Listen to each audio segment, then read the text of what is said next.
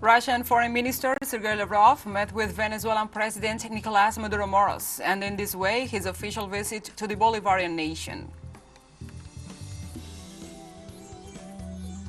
12 people have been detained over a Beijing hospital fire that left at least 29 people dead a day after the deadliest disaster in the Chinese capital since 2002. And also in Sudan, clashes continue for the 5th consecutive day between the army and the paramilitary group Rapid Support Forces.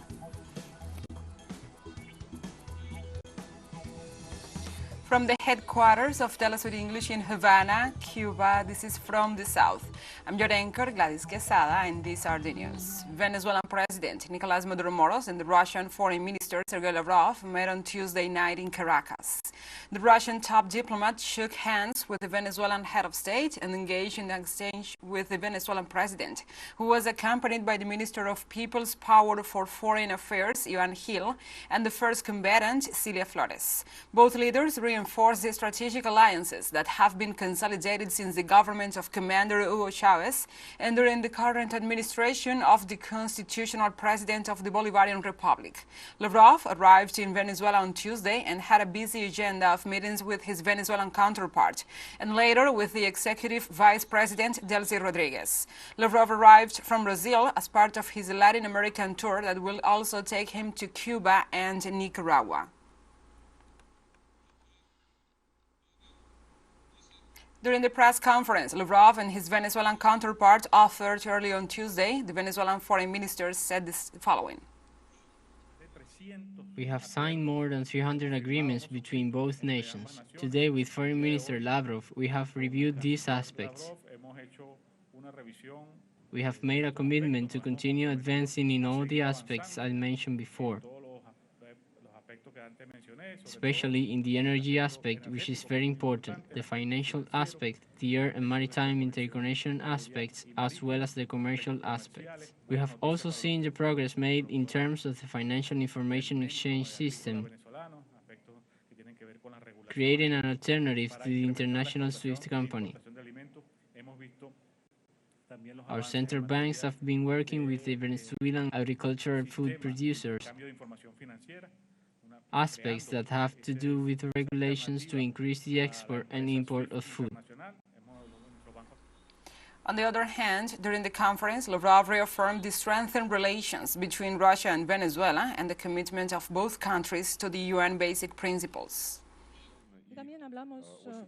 We also talked about the situation in the international arena. Venezuela is one of our most reliable partners in the world. We are united by the strategic partnership, which is based on conceptual closeness about the international agenda, and also on the ties of friendship and mutual sympathy. Our relations have been tested by the crisis, and they do not depend on the current political situation. We cooperate in the international arena, and we are committed to the basic principles of the United Nations and the equality of the peoples. And now we move on to other topics. In Argentina, a court of appeals and guarantees in San Isidro, Buenos Aires, has ruled that Diego Armando Maradona's death case be brought to trial.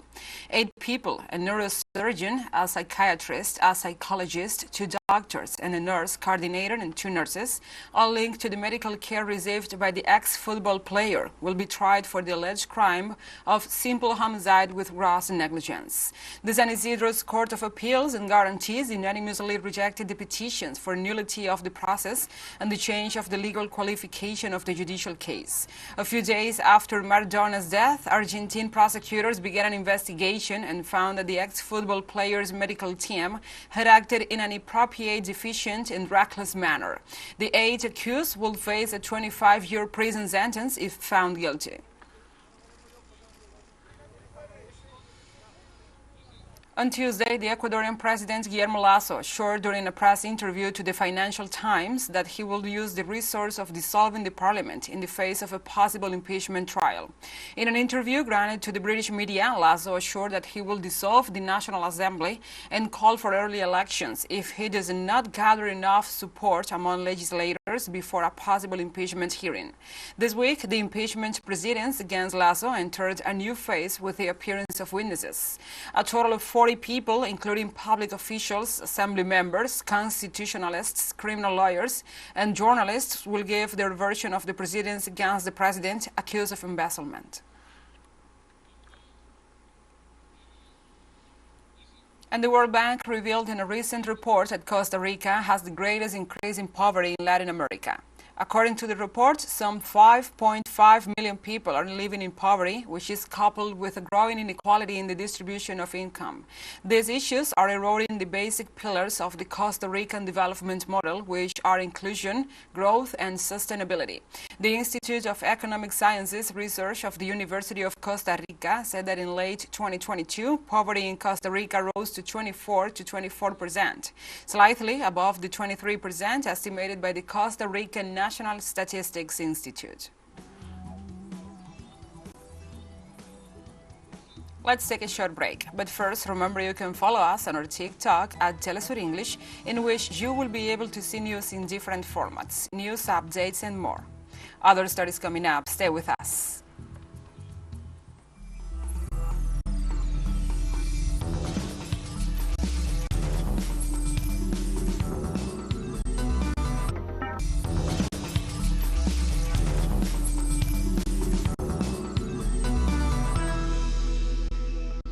Welcome back.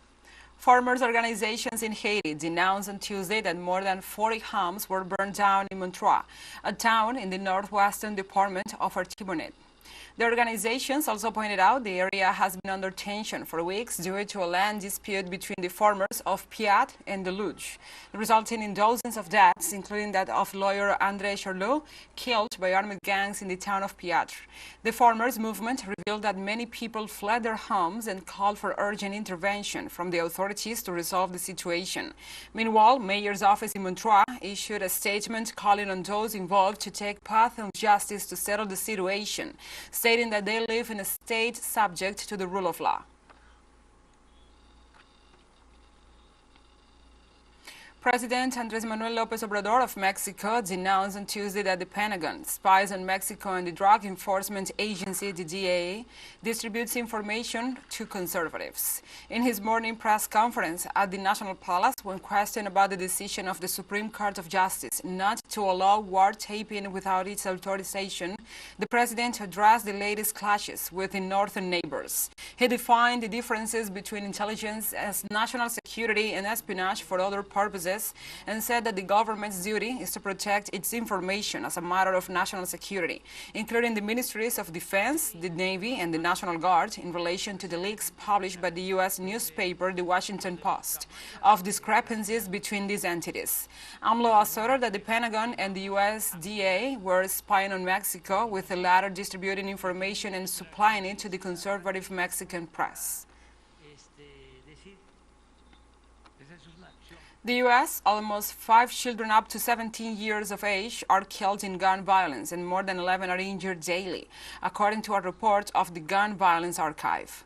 According to the source, so far this year, 520 children and adolescents have died and 1,262 have suffered injuries due to firearms in a country where the number of mass shootings has risen to 164.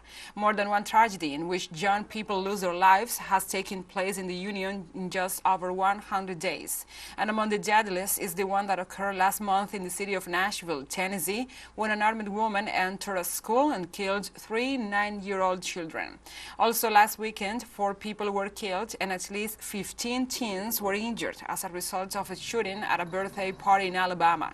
According to recent analysts in the Pew Research Center, the number of children and teens killed by the gunfire increased by nearly 50% between 2019 and 2021 in the United States.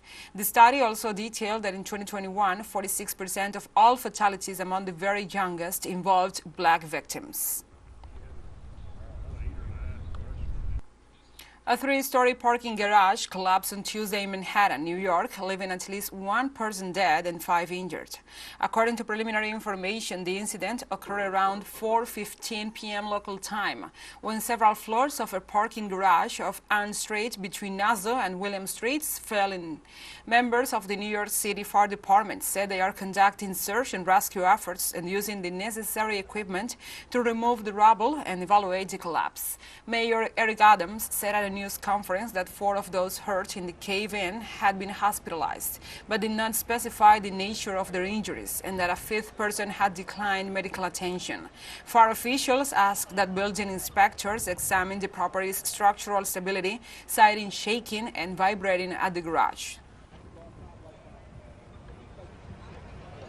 In this context, French President Emmanuel Macron on Tuesday faithfully defended his widely unpopular pension reform, but said he understood the anger felt by the French people after 3 months of protests. His speech was met with yet more protests throughout the country.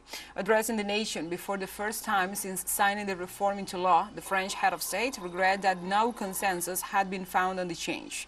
Macron signed the legislation last Saturday, just hours after the reform had been validated by the Constitutional Court.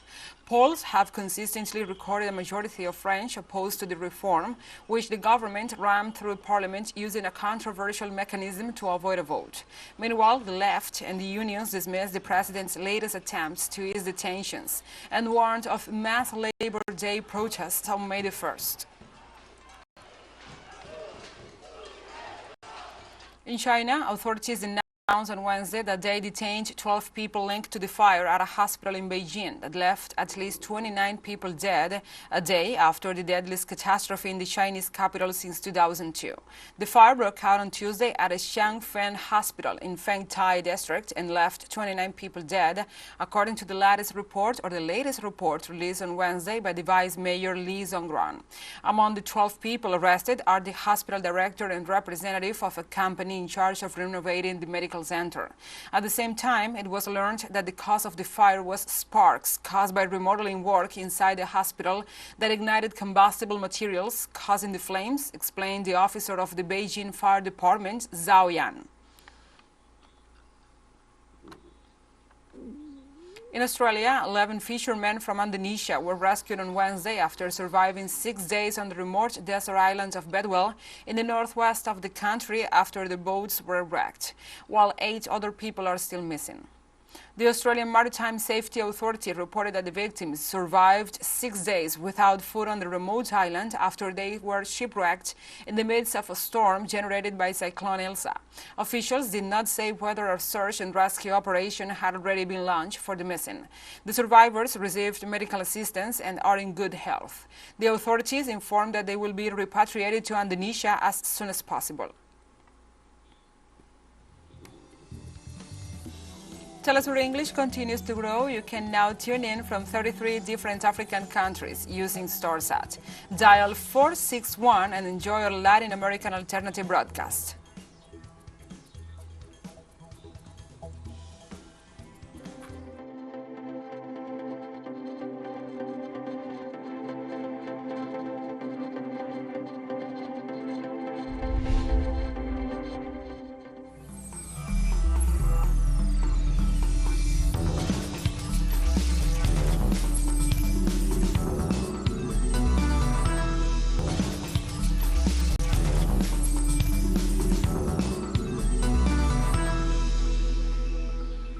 Welcome back.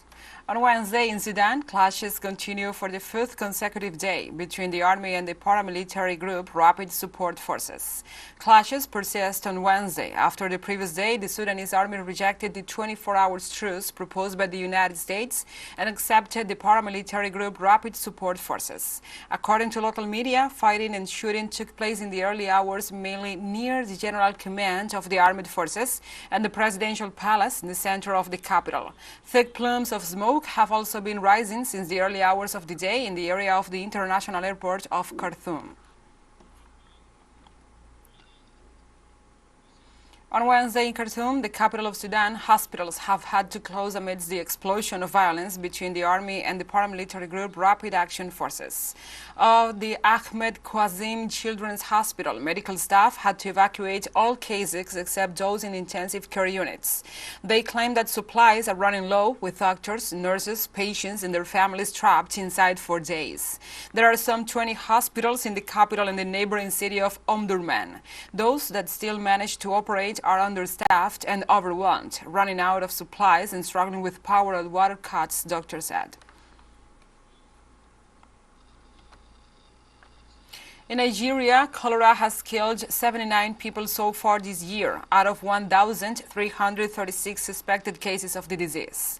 According to the Nigerian Center for Disease Control and Prevention, the 12 states most affected by the acute diarrheal disease include Abia, Bauchi, Bayelsa, Cross River, Ebonyi, and Kano. Katsina, Niger, Ondo, Osun, Sokoto, and Zamfara are also included, this source said, noting that the total suspected cases, 53%, are male and 47% female. In order to contain the current outbreak of cholera, the National Multi-Sectoral Technical Group was activated and called on the population to consume safe drinking water and maintain adequate hygiene measures. In Tunisia, opponents of the government of President Kais Saied have denounced the arrest of the leader of the Ennahda party. A spokesperson for the Ennahda party said that Rached Ghannouchi, one of the main critics of the Tunisian president, is the last one in a series of arrests of opposition leaders. Police raided Ghannouchi's house on Monday evening to arrest him, and he has been transferred to the El Awina detention center. Ennahda party vice president Monder Lunizi said that Ghannouchi had been interrogated and his lawyers weren't allowed to be present. On this month of Ramadan, on the 27th day, a large number of policemen from the Awina garrison raided the house of Rached Ghannouchi, president of the Ennahda movement and Speaker of Parliament, to arrest him. On Tuesday, the Africa Forum 2023 edition took place in Paris with the presence of several representatives of different African countries. The Zian Africa Forum, organized every year, has become a highly anticipated event recognized by the community of economic actors involved in Africa. This 2023 edition, placed under the high patronage of the President of the Republic, Emmanuel Macron, was marked by the exceptional participation of Denis Sassou Nguesso, the President of the Democratic Republic of the Congo, Oumadou Mahamadou, Prime Minister of the Republic of Niger, and Chrysoula Sakarapoulou, the Secretary of State responsible for development and the Francophonie and international partnerships for the French Republic. The agreed projects will be carried out jointly with European partners and will seek to benefit both the European Union and Africa. We have come to the end of this news brief, but remember you can find this and many other stories on our website at telesurenglish.net. And also, if you feel so inclined, please join us on social media for all the latest news. We are on Facebook, Twitter, Instagram, Telegram, and TikTok. For TeleSUR English, I'm your anchor, Gladys Quesada. Thank you for watching.